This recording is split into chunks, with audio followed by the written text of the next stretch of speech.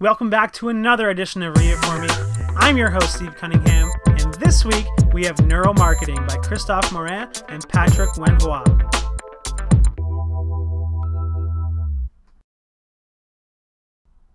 First things first, the world needs more conversations, not more books. So, if we haven't connected yet on Twitter, LinkedIn, Facebook, or email, let's hook that up. Also, if you're interested in hearing more about our Spare Change program where you can earn money for your favorite charity, shoot me a line with Spare Change in the subject line. What weighs 6 kilograms, contains over 100 billion living cells, and 1 million kilometers of interconnecting fiber? Your brain. It's the most fascinating and most evolved object known to mankind, and every single decision to purchase your products and services is made by one. Luckily for us, Christophe and Patrick have found that each and every one of them has a huge buy button. And in 10 minutes or less, we're going to figure out how to find it.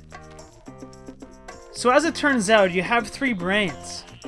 Okay, not really 3 brains, but 3 distinct parts that operate as separate organs with different structures. Each of them has a separate purpose, and understanding which one does which is the key to finding the buy button. The new brain thinks, the middle brain feels, and the old brain decides. The old brain is our fight or flight brain. According to leading neuroscientist Robert Ornstein, it is concerned solely with our survival and has been doing so for millions of years. If you've ever been in a sales situation where you were certain that you had the best solution for your prospect and then they went somewhere else, here's the formula for making sure that never happens again. Selling probability equals pain times claim times gain times old brain cubed. Step number 1, we're going to diagnose the pain. Is there a doctor in the house? Diagnosing a prospect's pain isn't a new technique. However, what other sales courses might not have taught you is that there's some very necessary conditions, 4 of them to be exact, to assessing whether or not a pain will lead to a sale. First, this step is obvious. You need to identify the pain. It's either going to be financial pain, strategic pain, or personal pain. Any of those 3 will do. This is where, however, mere mortals stop. You, on the other hand, are an amazing sales machine and you're going to go all the way. Second, you're going to figure out the intensity of the pain. The more intense the pain, the greater the chance of the sale. Third, you need to know how urgent the need to alleviate the pain is. If there are other fires your prospect has to put out before she even considers your product or service, there isn't going to be much urgency there. Lastly, and this is key, you need to know that your prospect acknowledges the pain. It isn't enough for you to see that he should be in pain, they have to acknowledge it. If you don't have all 4 of these conditions, you don't have real pain. Step number 2, differentiate your claims. Coco Chanel once said that in order to be irreplaceable, one must always be different.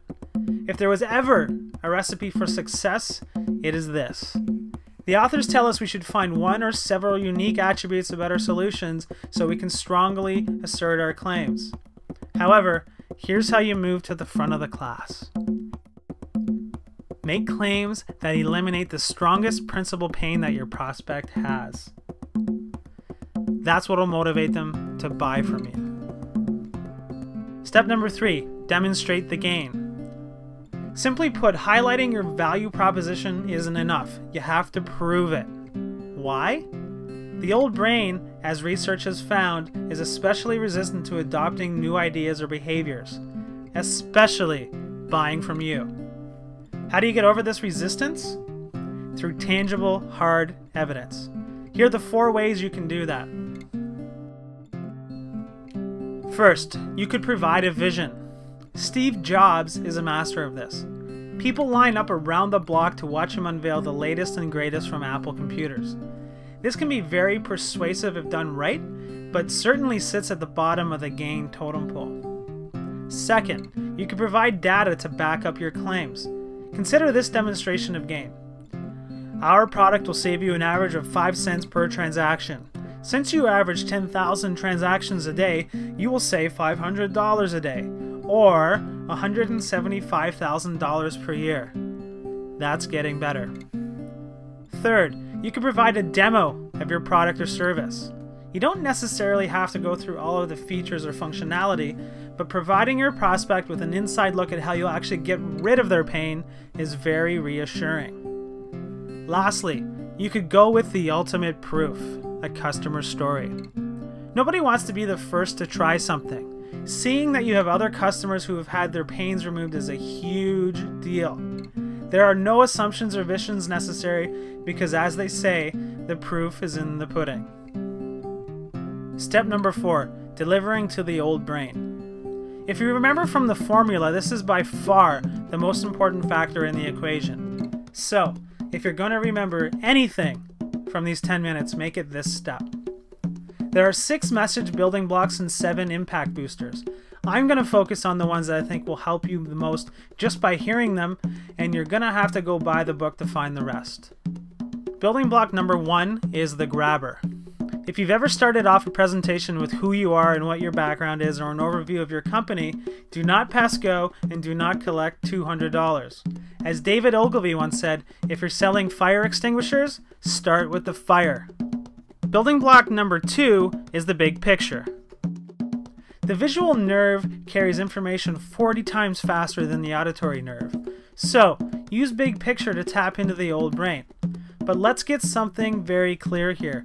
A PowerPoint slide with bullet points and text is not a visual aid. Impact booster number 1 is wording with you. As it turns out, we, as human beings, listen better when people talk to us rather than at us. Why, you ask? Well, because nobody gives a crap about you. They care about themselves. In fact, a study done at Yale University has shown the most powerful combinations of words in the English language to be thank you, would you please, what do you think, and I am proud of you. Enough said. Impact booster number 5 is learning styles. There are 3 different ways in which people learn: auditory, kinesthetic, and visual. Most people strongly lean toward one of those 3 styles. So, especially in situations where you can determine the learning style of the people you're talking to, talk back to them in a way in which they learn. For instance, as the authors state, "Do you see what I mean?" works great for a visual person. "I hear you" works better for an auditory person. And "it feels good, doesn't it?" is effective for kinesthetic learners. Impact booster number 7, less is more. As George Washington once said, let your discourse with men of business be short and comprehensive. Notice that he said short and comprehensive. Average men are either short or comprehensive. You, on the other hand, a neuromarketing superstar, will be both at the same time. So I asked Christophe our $1 million question, why does the world need your book? And this is what he said. The world needs, at all levels, to improve communication and flow of information between individuals. It can be for the purpose of selling goods that people need to improve their health, to improve their vitality, to improve their own business.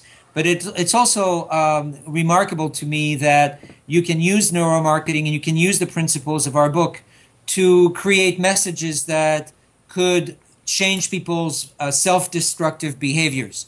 You could argue that it really is critical for the world to help people not pick up smoking habits, to talk to their kids about not using drugs. And once again, you can come at messaging from a very old-fashioned new brain. Here's the information, son. I'm sure you're going to figure it out in your new brain that you're not supposed to drink and drive. And I assure you that there is an alternative way, which comes from many of the principles which are in our book, that is going to have way more effectiveness because it is speaking a language that the primal area in your son's brain is going to understand in milliseconds. Okay, that wraps it up for this week. I hope you have an amazing week. If you got some value out of this, please go buy the book, and I hope you drop by the blog and join the conversation. We'll talk to you next week.